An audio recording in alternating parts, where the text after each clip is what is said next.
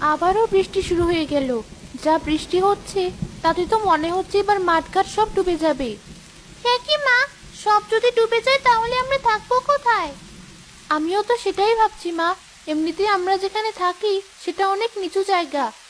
তাহলে কি আমরা ডুবে যাব মা? জানি না মা। আর দেখ, তোর বাবা আজ এখনো বাড়ি ফিরলো না। যাই, আমি বরং রান্না বান্না সেরে নি।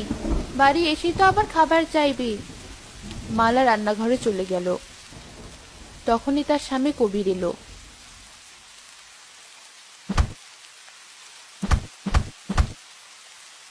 কই, কোথায় গেলে? তুমি এসেছো? আমি তো ভাবলাম বাড়ির কথা ভুলেই গেছো।